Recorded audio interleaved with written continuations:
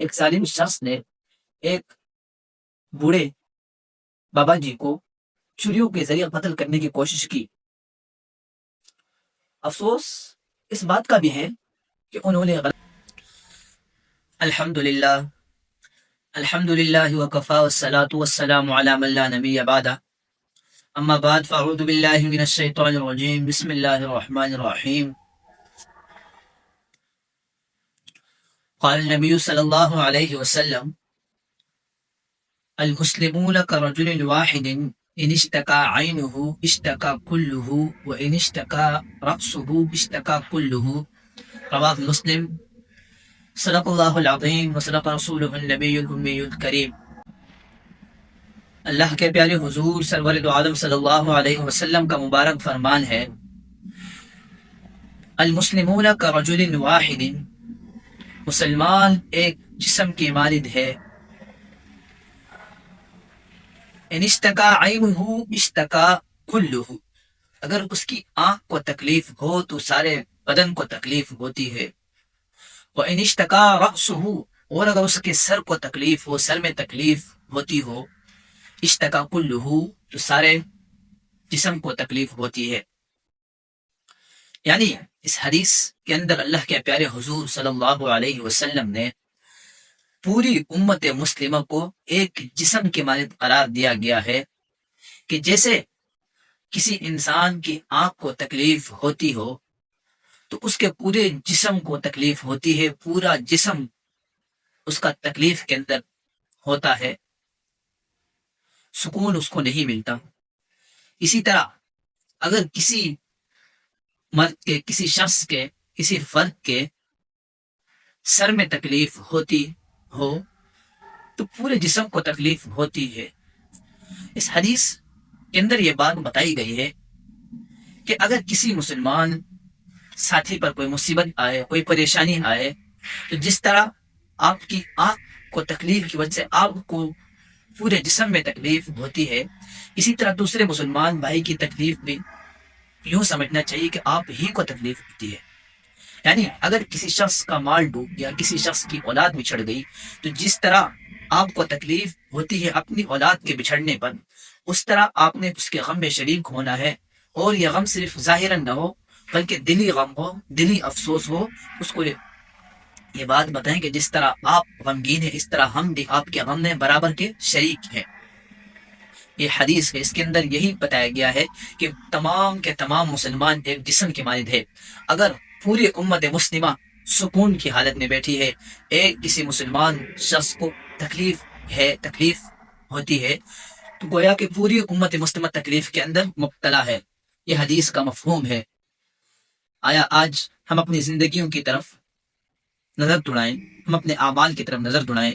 کیا کسی مسلمان ساتھی کو تکلیف ہوتی ہے تو ہم اس تکلیف میں اس کے ساتھ شریک ہوتے ہیں یا نہیں، اس کی مدد کرتے ہیں یا نہیں؟ آج کی اس حدیث کو بیان کرنے کا مقصد یہ ہے کہ چند روز قبل ہری پور حویلی کے اندر ایک ظالم شخص نے ایک بوڑھے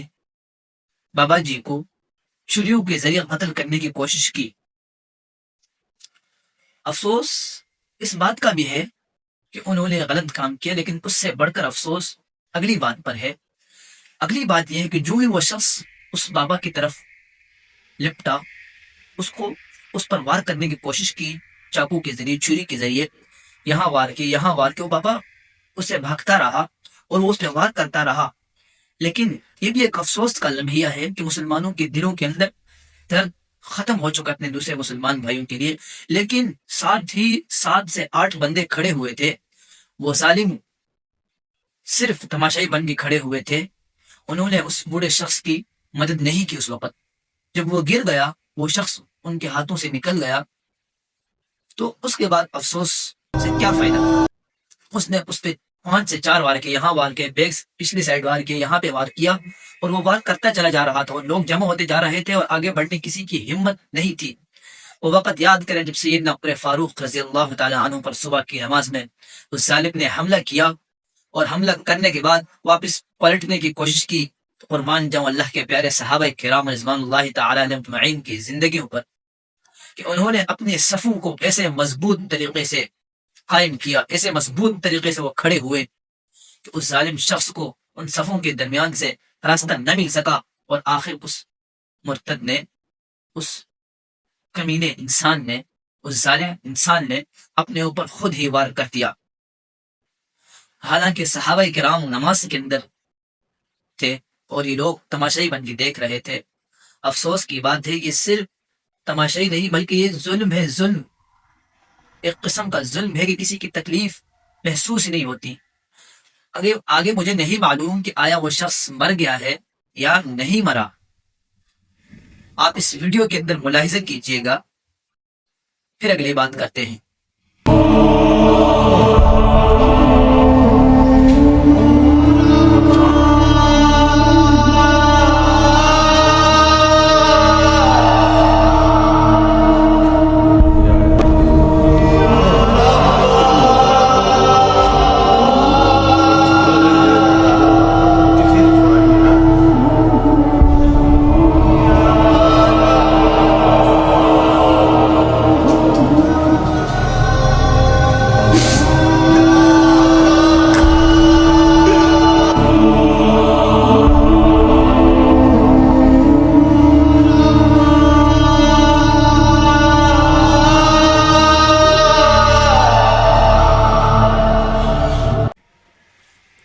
کیا ہمیں یہی ترغیب دی گئی ہے؟ کیا ہم اس حدیث پہ عمل کر رہے ہیں جس کو اللہ کے حضور صلی اللہ علیہ وسلم نے بیان کی ہے کہ تمام مسلمان ایک جسم کی مانند ہے؟ آیا اس فرق کی جگہ میرا اور آپ کا بیٹا ہوتا، ان لوگوں کے کوئی اولاد ہوتی، کوئی بھائی ہوتا، کوئی بھتیجا ہوتا، بھانجا ہوتا، کوئی اور قریبی رشتہ دار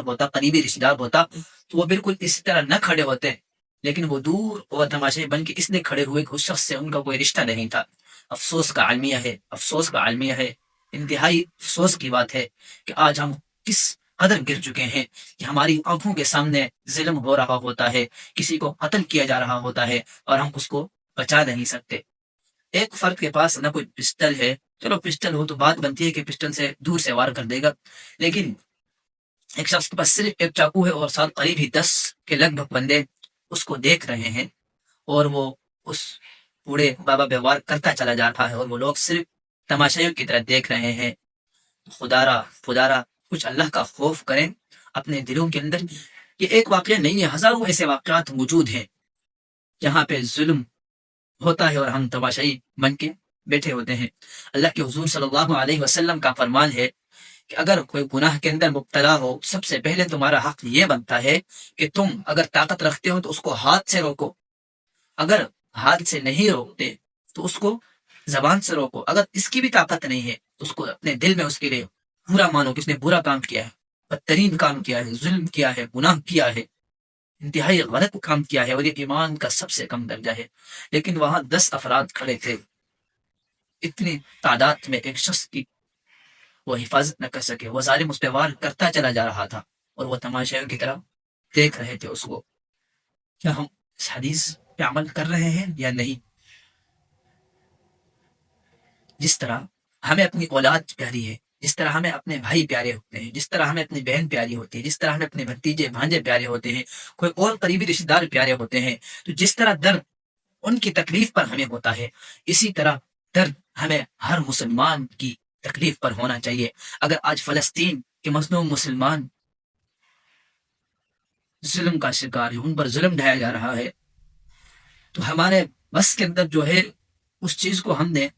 کرنا ہوگا، ہم نے اسرائیلی مصنوعات کا بائیکاٹ کرنا ہوگا، ہم نے ان کے لیے دعا کرنی ہوگی، ہم نے اپنے اخراجات میں سے کچھ پیسے نکال کر فلسطین کے بچوں کے لیے معتبر اداروں کے حوالے کرنے ہوں گے تاکہ وہ ہماری رقم کچھ نہ کچھ فلسطینی بھائی کے پاس پہنچ سکے۔ کل حوض کوثر پر اللہ کے پیارے حضور صلی اللہ علیہ وسلم جب ہم سے سوال کریں گے اس وقت ہمارا سر شرم سے یوں نیچے نہ ہو بلکہ اللہ کے حضور سے ملاقات کرنے کی ہم میں ہمت ہو۔ اگر یہی ہماری حالت رہی، اگر یہی ہمارے کرتوت رہے، کل حضور سے حوض کوثر پر ملاقات کس چہرے سے کریں گے، کس منہ سے کریں گے؟ خدارا تھوڑی کچھ اپنے اندر ایسی چیزیں پیدا کریں، غیرت کا مظاہرہ کریں، ہر جگہ خاموشی اچھی نہیں ہوتی. ہم حکومت پہ بات کرتے ہیں، حکومت نے یہ نہیں کیا، وہ نہیں کیا، یہ نہیں کیا. خود اپنے آپ کو تو دیکھیں نا، ہم کس حد تک کام کر رہے ہیں. چلو وہاں حکومت اس وقت موجود نہیں تھی، اب لوگ تو موجود تھے، اب تو کچھ نہ کچھ کر لیں تو اس شخص کے لیے جس شخص پہ اتنا ظلم ڈھایا جا رہا تھا.